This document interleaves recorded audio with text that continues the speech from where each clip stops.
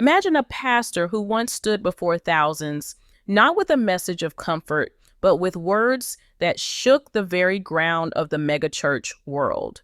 That moment had already started waves of controversy when Pastor John Gray opened his mouth. You won't believe what he said. He did not give the people a soft sermon filled with encouragement. Instead, he spoke directly against the very system he had once been part of.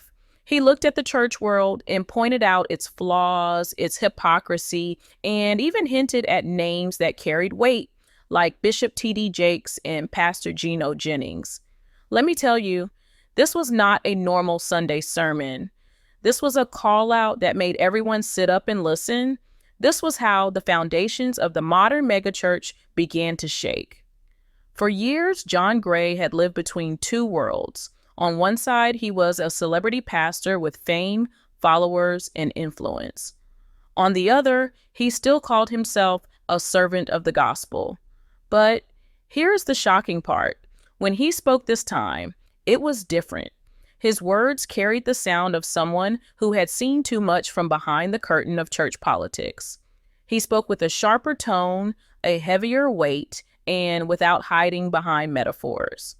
This is where it gets interesting, because instead of uplifting the crowd, he told them that too many churches had lost their real purpose. He described how pastors had turned into celebrities, how pulpits were treated like stages, and how churches were beginning to look more like corporations than places of worship.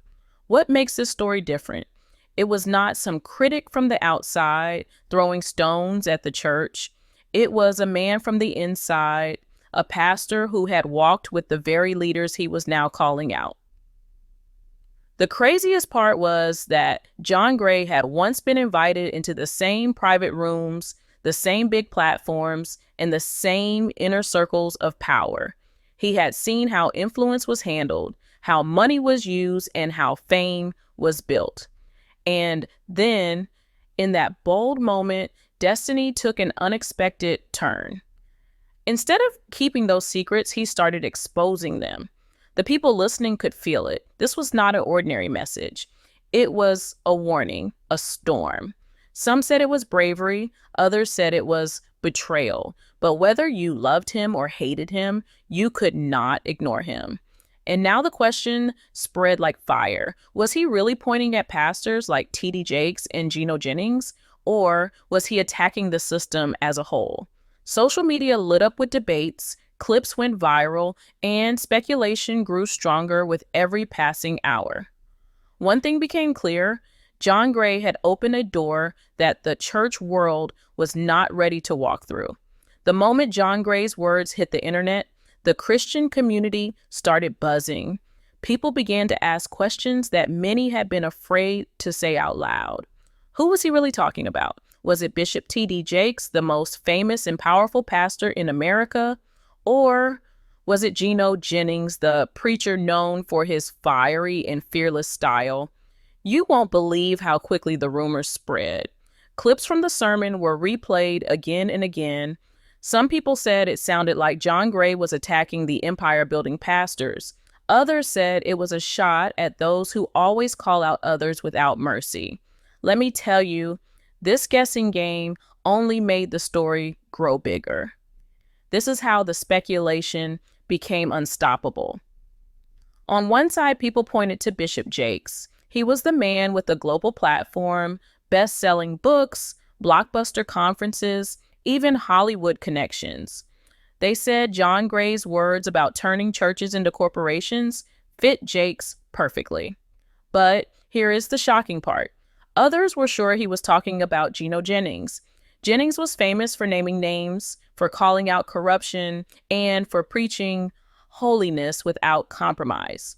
Some thought John Gray was firing back at him, saying confrontation was not the real solution either. This is where it gets interesting, because suddenly both sides started defending their favorite leaders. What makes this story different? It was not just a sermon anymore, it became a battlefield of opinions. Supporters of Bishop Jakes said John Gray was being ungrateful. even jealous. After all, Jakes had once opened doors for Gray and given him a plaque. But the craziest part was that supporters of Jennings were just as defensive. They said Gray was dismissing a man who had given his life to protect the purity of the gospel. Destiny took an unexpected turn as the controversy pulled in more voices, more arguments, and more divisions. Social media added fuel to the fire. TikTok creators made side-by-side clips comparing John Gray's words with old sermons from Jakes and Jennings. YouTubers dropped long breakdowns, dissecting every phrase he used. Blogs and online forums filled with headlines like, "Did John Gray just expose T.D. Jakes?" Or, "Is Geno Jennings the hidden target?" Suddenly, a sermon that lasted only minutes became the biggest debate in the Christian world. And here is the shocking part they didn't want to admit. Every clip, every discussion, every argument made the story spread wider. What had started with one pastor's words had now become a storm that no one could control. As the fire of debate grew stronger, another layer of the story started to rise. People began to point out something most had ignored at first. John Gray himself was not free from controversy. You won't believe how fast the conversation flipped.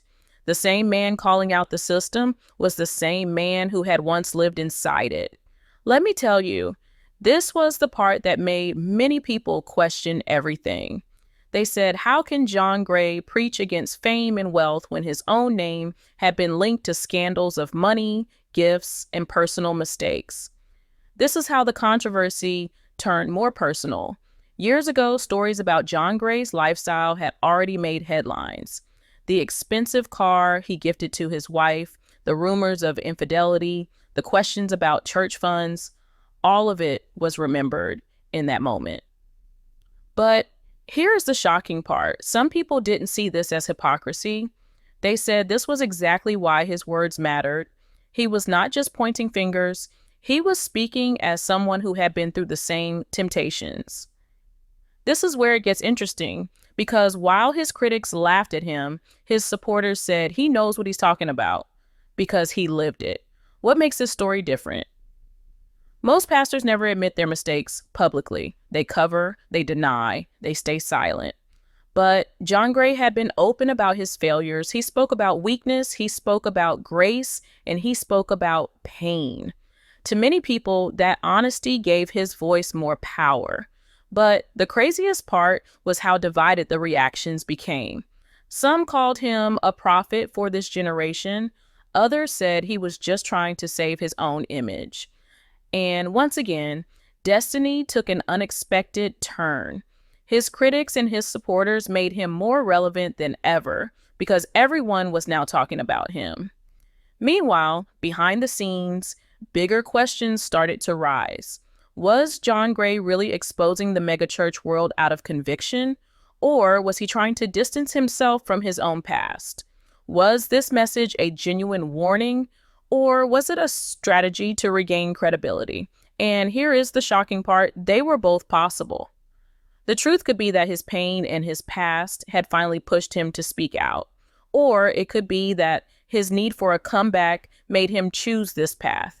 Either way, the effect was the same. The church world could no longer ignore what he said. The more people talked, the bigger the storm became. Within days, John Gray's words had spread across every platform. You won't believe how fast the clips traveled. TikTok, YouTube, Instagram, everywhere you looked, his call out was being replayed and debated. Let me tell you, this was not just about one man anymore. This was how a whole system started to feel the pressure. Churches that once looked untouchable now found themselves under the microscope. Members began asking questions they had never dared to ask before. Was their pastor living like a servant or like a celebrity? Was the church a house of God, or was it just another business with lights, branding, and profits? But here is the shocking part. Big names like Bishop T.D. Jakes and Pastor Geno Jennings did not say a single word in public. Their silence made the story grow even louder. Some said they were ignoring John Gray to rise above the noise. Others whispered that they stayed quiet because his words hit too close to home.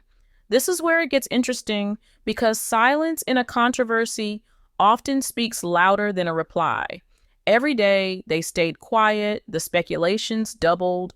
Every hour their names were trending, the debate went deeper. What makes this story different? It was no longer just about famous pastors. It had turned into a conversation about the future of faith in America. For decades, megachurches have been seen as symbols of success, massive buildings, millions of followers, and pastors who had influence beyond the pulpit. But now, people were beginning to wonder if that very success had poisoned the soul of the church. The craziest part was that the younger generation was watching closely. They were not impressed by private jets, luxury suits, or celebrity friends. They wanted honesty, they wanted humility, they wanted real faith. And if the megachurch leaders refused to change, they risked losing the very people they were trying to reach. Destiny took an unexpected turn in that moment. John Gray's words, whether you saw him as a hero or a hypocrite, became a spark that could not be blown out. Small churches started using his message to demand reform.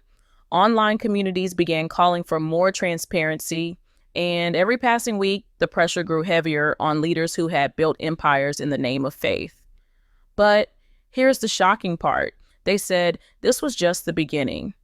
Whispers started to spread of bigger scandals, deeper secrets, and more voices ready to come forward. Some believe John Gray's words were only the first crack in a wall that was about to collapse. And so the story ended, not with answers, but with questions that still echoed. Was John Gray truly a prophet for this generation, or was he a broken man trying to rebuild his name?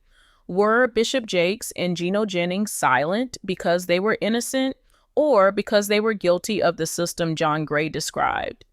And most of all, was this moment the beginning of a new chapter in the church, or the beginning of its biggest fall? Just when people thought the storm had reached its highest point, something new began to unfold. Out of nowhere, smaller voices, pastors, ex-members, even former church staff started sharing their own stories online. You won't believe how powerful their words were. They spoke about manipulation, about money being misused, about leaders living in ways that didn't match the gospel they preached. At first, these testimonies looked like random noise, but soon they began to connect, like puzzle pieces fitting into a bigger picture. This is how the fire spread even wider. A few pastors who had never dared to criticize the megachurch culture suddenly found their courage. They began to preach openly about greed, pride, and corruption, even without naming names. And here is the shocking part. Ordinary believers felt a wave of freedom. For years, many had sat in silence, afraid to question the people they called men of God. But now, inspired by John Gray's words and fueled by social media, they finally spoke up. This was no longer just a controversy. It was becoming a movement. What makes this story different? Normally, scandals fade away after a week or two, but this one only grew stronger with time. It was not carried by headlines alone. It was carried by ordinary people sharing their doubts, their disappointments, and their hunger for something real. The craziest part was how unstoppable it felt. Even those who wanted to defend the system struggled because every defense only brought more attention to the accusations. And once again, destiny took an unexpected turn. What began with one sermon in one church had now become a worldwide shaking of faith communities. Behind the scenes, bigger forces were watching. Media outlets, journalists, and even documentary filmmakers began to dig deeper. They wanted to uncover the truth, to expose what was hidden behind the polished stages and glowing lights. And here's the shocking part. They found enough whispers to suggest that more revelations were coming. Hidden documents, financial reports, private recordings, all of these were said to be waiting, ready to explode into the public eye. Whether true or not, The very possibility made the church world tremble. And so this story did not close like most stories do. It left the world hanging on the edge of what could come next. Would the system survive and rebuild stronger, or would it finally collapse under the weight of truth? Would leaders come clean, or would they remain silent until silence destroyed them?